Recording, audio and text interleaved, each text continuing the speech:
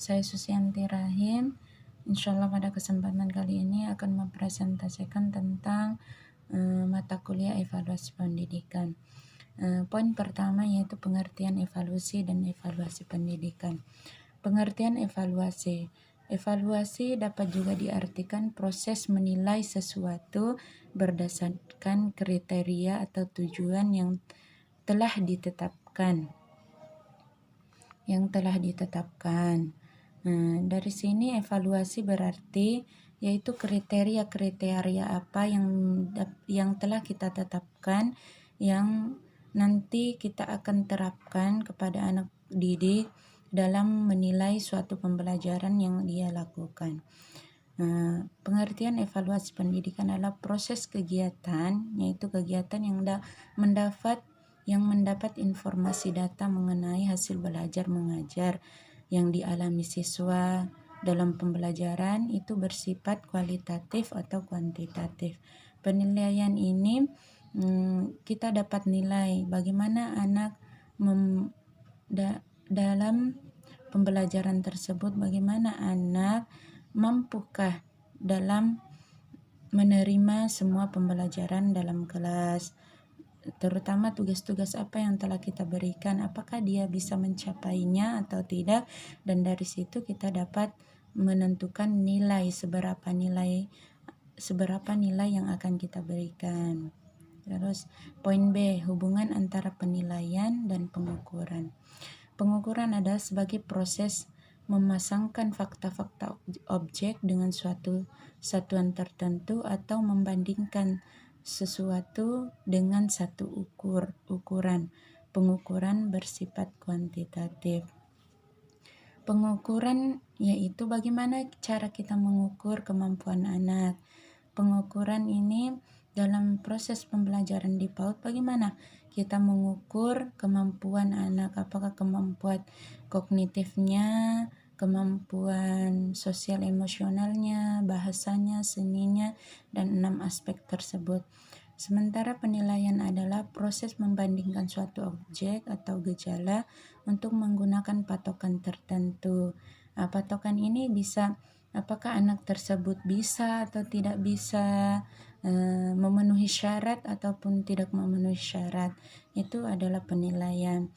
Ketika kita memberikan penilaian, apakah anak tersebut telah bisa mencapai penilaian yang harus tercapai pada saat itu, atau syarat-syarat apa saja yang bisa terpenuhi dalam pembelajaran tersebut. Poin C, perbedaan antara penilaian dan penelitian. Penelitian mengacu pada penggunaan data untuk tujuan menggambarkan atau memprediksi dan mengendalikan sebagai sarana untuk lebih memahami fenomena berdasarkan pertimbangan tertentu. Penelitian mengacu pada penggunaan data. Penggunaan data ini bisa bersifat kualitatif atau kuantitatif. Bagaimana anak-anak kita mampu menggambarkan penilaian tersebut, apakah itu bisa berbentuk bintang, kalau dalam TK itu bisa berbentuk bintang, yaitu diberi bintang 1, 2, 3, dan 4.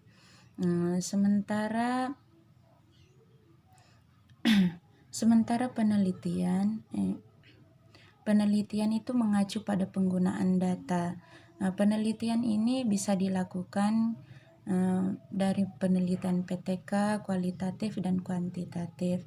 Itu bisa kita pilih sehingga mampu menjadikan sekolah tersebut lebih baik lagi ketika kita melakukan penelitian ketika proses belajar dan mengajar di suatu kelas terkendala dari sesuatu permasalahan, yaitu dilakukannya penelitian sehingga penelitian tersebut mampu mengolah pembelajaran tersebut, mengolah kelas tersebut lebih baik lagi dalam proses belajar dan mengajar. Poin D yaitu fungsi evaluasi pendidikan. Fungsi evaluasi pendidikan di dalam proses belajar mengajar yaitu sebagai berikut. Yang pertama, sebagai alat guna untuk mengetahui apakah peserta didik telah menguasai pengetahuan, nilai-nilai keterampilan yang telah diberikan oleh seorang guru. Ini kita mampu mengetahui fungsi tersebut dapat mengetahui apakah peserta didik menguasai pengetahuan yang telah kita berikan.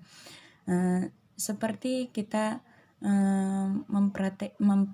mempraktekkan tentang hewan yang berkaki dua. Apakah anak tersebut mampu mengetahui yang hewan berkaki dua itu seperti apa? Terus poin B itu untuk mengetahui aspek-aspek kelemahan peserta didik dalam melakukan kegiatan. Dalam melakukan kegiatan tersebut, aspek-aspek manakah yang menjadi kelemahan seorang siswa? Bisa kita dapati ketika kita mempraktekkan tentang hewan berkaki dua, kita menggunakan gambar. Kelemahan anak tersebut ada yang bisa mewarnai, ada yang bisa mewarnai dengan rapi, ada juga yang tidak. Itu bisa menjadi kendala. Apa sebab dari itu? Itu fungsinya. Terus yang fungsi ketiga yaitu mengetahui tingkat ketercapaian siswa dalam kegiatan belajar. Apakah ketika dalam pembelajaran itu semua aspek itu mampu tercapai, yaitu ada 6 aspek.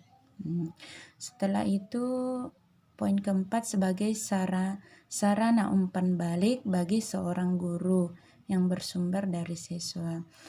Ketika umpan balik yang dilakukan dalam kelas itu dari siswa akan bertanya, hewan yang berkaki dua itu seperti apa Bu Guru? Dari situ Bu Guru bisa menjelaskan. Terus yang poin kelima sebagai alat untuk mengetahui perkembangan belajar siswa.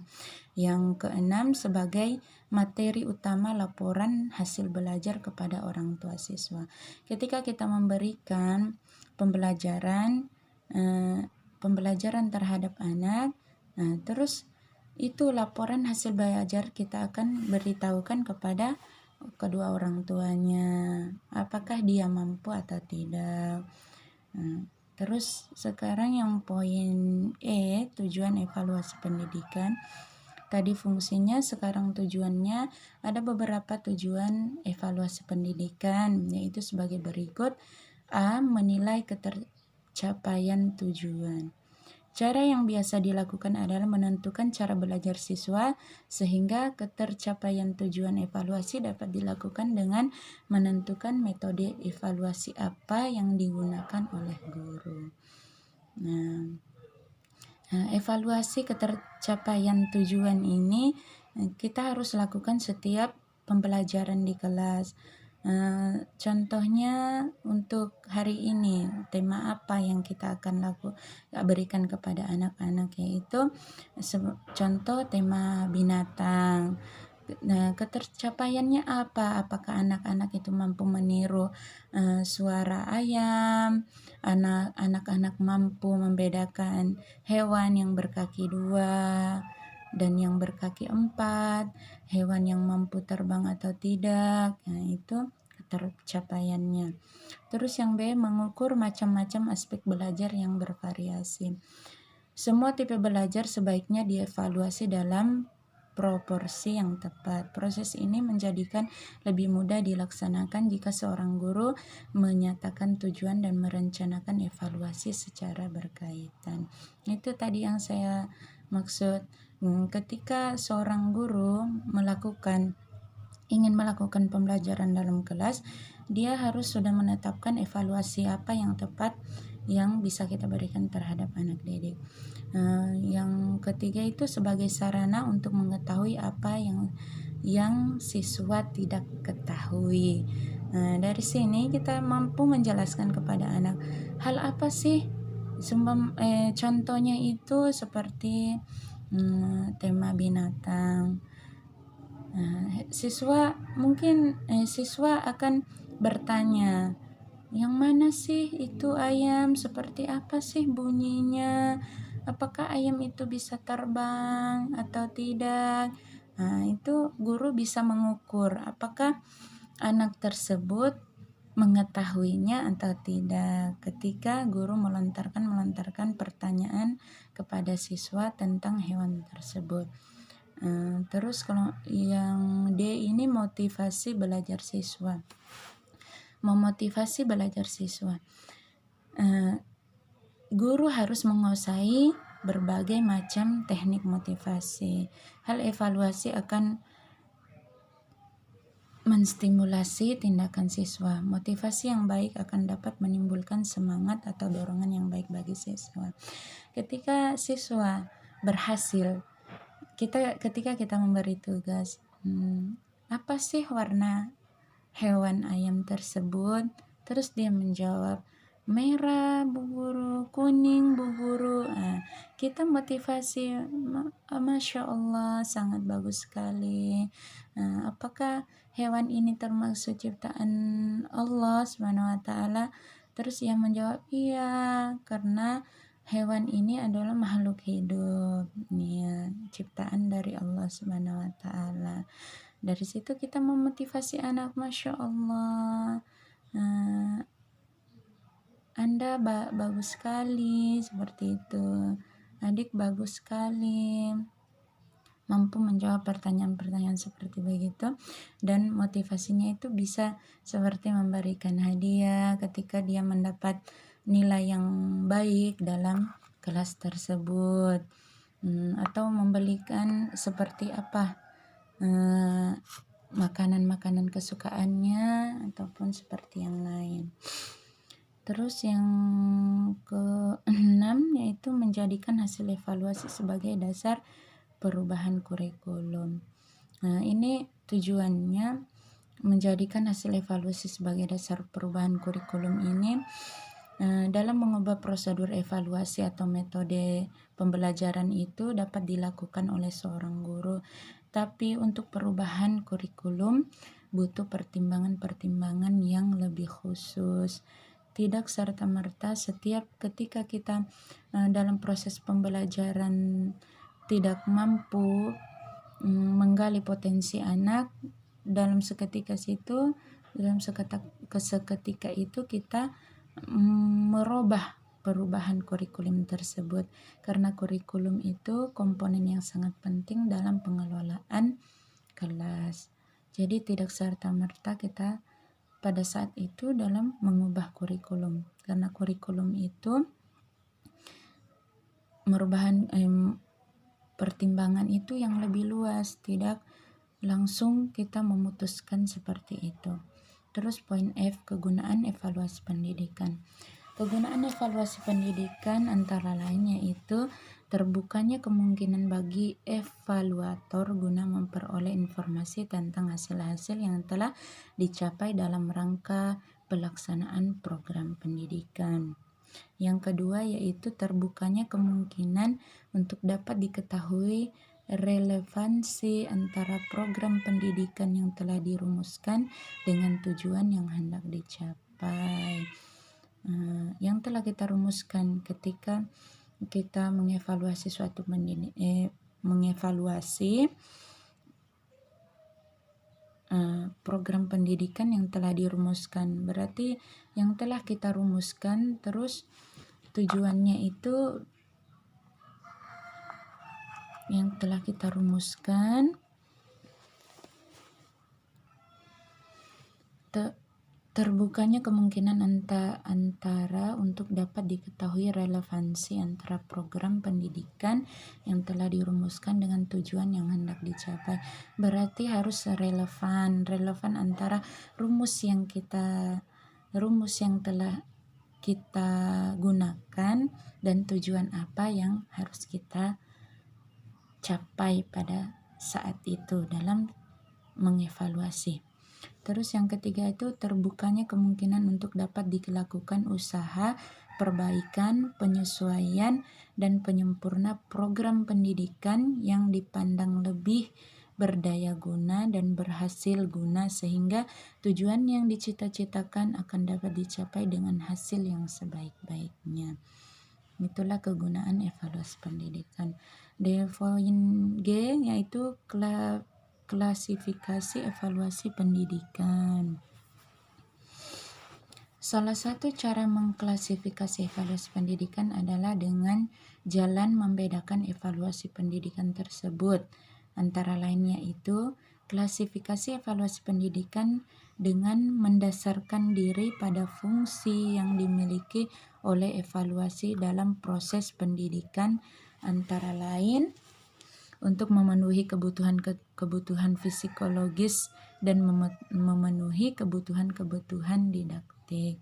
Yaitu dalam klasifikasi evaluasi pendidikan itu kebutuhan psikologis anak itu sangat diperlukan dan sangat harus kita lakukan sehingga kebutuhan psikologis anak itu mampu tercapai dan kebutuhan didaktik anak. Yang kedua itu klasifikasi evaluasi pendidikan yang didasarkan pada pemanfaatan informasi yang bersumber dari kegiatan evaluasi untuk kepentingan pengambilan keputusan pendidikan, antara lain pengambilan keputusan pendidikan dan macam keputusan pendidikan dan pertanyaan kapan atau pada bagian manakah evaluasi itu harus dilaksanakan. Jadi bagaimana? Pertanyaan kapan kita harus melakukan evaluasi pendidikan itu. Jadi kita harus mengklasifikasi terlebih dahulu sebelum kita melakukannya. Terus yang poin H yaitu objek, sasaran atau sasaran evaluasi pendidikan. Sasarannya yaitu siswa. Sasaran dalam evaluasi pendidikan yaitu siswa. Jika kita ingin mengevaluasi suatu pendidikan, maka objeknya itu adalah siswa.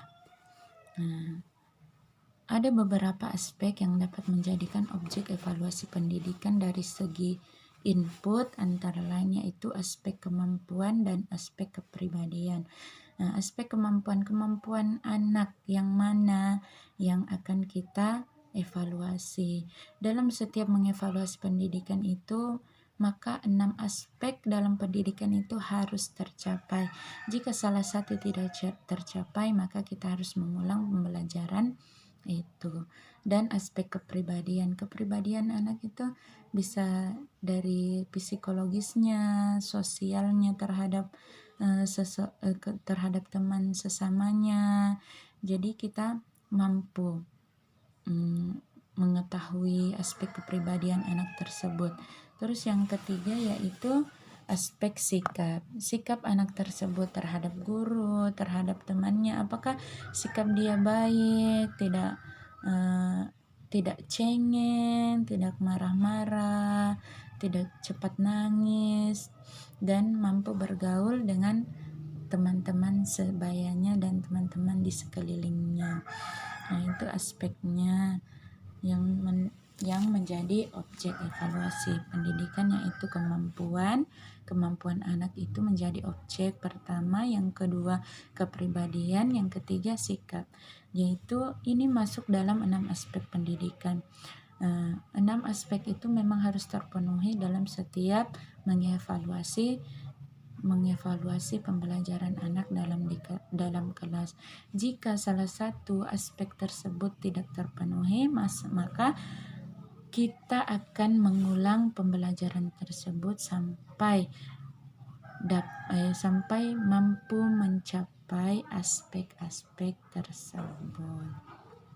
Kalau dari segi transformasi, maka objek dari evaluasi pendidikan itu meliputi kurikulum atau materi pelajaran, kedua metode mengajar dan teknik penilaian, 3 sarana atau media pendidikan, 4 sistem administrasi, 5 guru dan unsur-unsur personal lainnya yang terlibat dalam proses pendidikan. Ini guru bisa ada kepala sekolah, teman-teman guru, bahkan orang tua murid atau wali murid.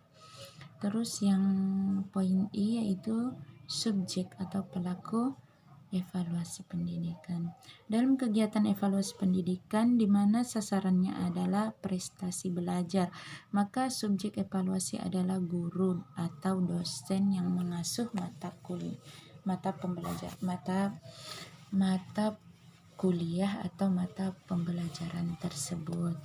Jika evaluasi yang dilakukan itu adalah sikap peserta didik, maka subjek evaluasinya adalah guru atau petugas yang sebelumnya melaksanakan evaluasi tentang sikap itu, yaitu bisa seorang psikolog. Itu adalah subjeknya guru, dosen, bahkan seperti ahli-ahli psikolog. Itu termaksud dari subjek evaluasi pendidikan. Terus yang poin J yaitu ruang lingkup evaluasi pendidikan di sekolah. Yang pertama yaitu evaluasi program mengajar. Evaluasi atau penilaian terhadap program mengajar akan mencakup 3 hal, yaitu evaluasi terhadap tujuan mengajar. Apa tujuan kita dalam mengajar? Apakah tujuan kita untuk memenuhi aspek-aspek pendidikan tersebut, atau bagaimana cara anak mengetahui apa yang akan kita pelajari pada saat itu. Terus evaluasi terhadap isi program mengajar. Terus yang ketiga evaluasi terhadap strategi belajar mengajar. Jadi seorang guru itu harus mengetahui tujuan mengajarnya apa. Tujuannya dia mengajar itu seperti apa. Terus isi program mengajarnya itu seperti apa. Terus strateginya dalam belajar mengajar itu seperti apa. Jadi ketika seorang guru terjun langsung dalam pengajaran, jadi 3 hal tersebut itu harus telah disiapkan sehingga proses belajar mengajar dalam kelas itu dapat dilakukan dengan baik. Terus yang ketiga evaluasi proses pelaksanaan mengajar. Pelaksanaan mengajar ini harus dilaksanakan dengan baik.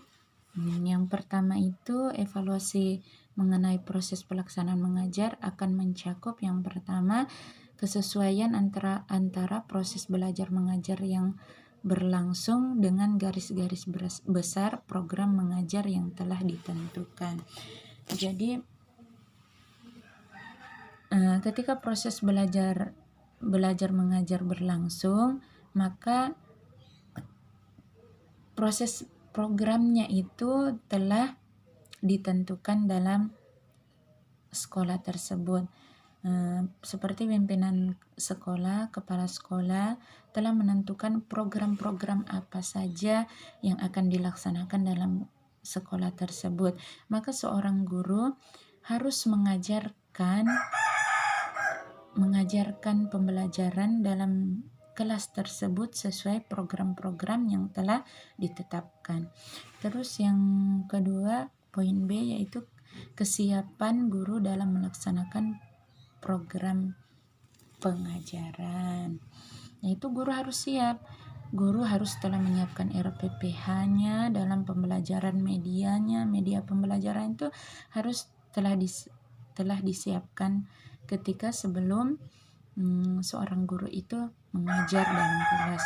Terus C, kesiapan siswa dalam mengikuti proses pembelajaran.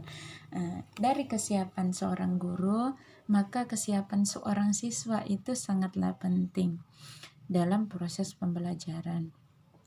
Ketika siswa belum siap untuk masuk, untuk mengikuti pembelajaran, maka seorang guru itu harus mempunyai strategi-strategi apa yang mampu mengundang anak agar mampu mengikuti proses pembelajaran dengan baik.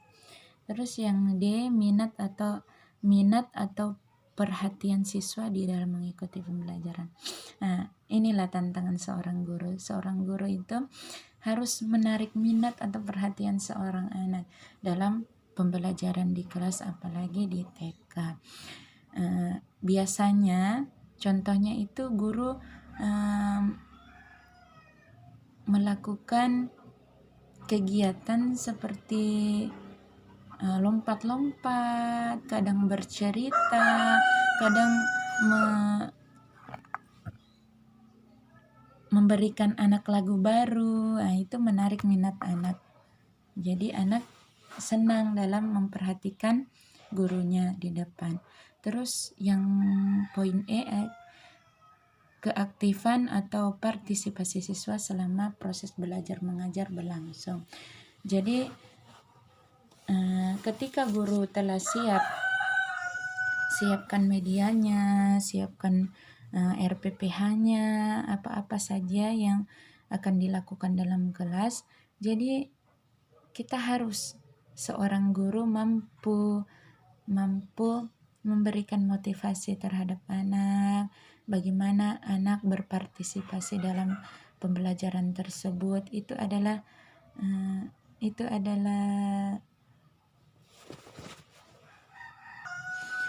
adalah tugas seorang guru. Bagaimana cara ia menarik perhatian kepada anak, kepada siswanya, sehingga anak itu mampu berpartisipasi selama dalam proses pembelajaran berlangsung yang ada di kelas. Terus yang poin F, peranan, bimbingan, dan penyuluhan terhadap siswa yang memerlukan. Ini biasa anak-anak dalam kelas ada yang rewel, kadang tiba-tiba pendiam. Jadi peran seorang guru itu bisa jadi pembimbing, bahkan bisa jadi konseling atau konselor yang mampu membimbing anak, menyuluhkan penyuluhan terhadap anak. Dari situ guru mampu bicara dari hati ke hati terhadap anak tersebut jika dia mempunyai masalah. Terus yang poin G itu komunikasi dua arah antara guru dan murid selama proses belajar mengajar berlangsung. Komunikasi itu sangat penting dalam proses belajar mengajar anak sehingga menarik minat anak untuk memperhatikan seorang guru tersebut. Terus poin H itu pemberian dorongan atau motivasi terhadap siswa. Dorongannya guru terhadap siswa itu bisa ketika anak, ayo semangat nak, ayo semangat, dikerjakan dengan baik. Jika cepat selesai, rapi tulisannya, rapi mewarnainya, ibu guru kasih bintang 4 gitu ya. Itu salah satu pemberian dorongan atau motivasi terhadap siswa. Terus yang poin I, pemberian tugas-tugas kepada siswa dalam rangka penerapan teori-teori yang diperoleh di dalam kelas. Ini biasa dilakukan seorang guru, yaitu memberikan tugas di rumah kepada guru kepada siswanya. Kepada siswanya ketika sebelum pulang diberikan tugas di rumah tentang pembelajaran hari ini, sehingga dia dari situ guru bisa menilai apakah dia telah mengetahui apa yang dipelajari di kelas tadi atau tidak. Pada keesokan harinya kita akan periksa. Terus yang poin J, upaya menghilangkan dampak negatif yang timbul sebagai akibat dari kegiatan-kegiatan yang dilakukan. Dampak-dampak yang dilakukan di sekolah ini upaya menghilangkan dampak negatif. Jadi seorang guru itu ketika anak biasa dalam pembelajaran itu pasti ada sikap-sikap negatif atau akan timbul seperti ketika anak mungkin merebut mainan atau merebut pensil temannya. Itu harus seorang guru itu upayakan untuk menghilangkan dampak negatif tersebut dalam proses pembelajaran. Terus yang ketiga itu evaluasi hasil belajar. Evaluasi terhadap hasil belajar peserta didik ini mencakup yang pertama evaluasi mengenai tingkat penguasaan peserta didik terhadap tujuan-tujuan khusus yang ingin dicapai dalam unit-unit program pengajaran yang bersifat terbatas. Terus yang B, evaluasi mengenai tingkat pencapaian peserta didik terhadap tujuan-tujuan umum pengajaran. Nah, itu saja yang bisa saya presentasikan pada kesempatan kali ini. Apabila ada salah kata, mohon maaf yang sebesar-besarnya. Saya Susianti Rahim mohon undur diri. Wassalamualaikum warahmatullahi wabarakatuh.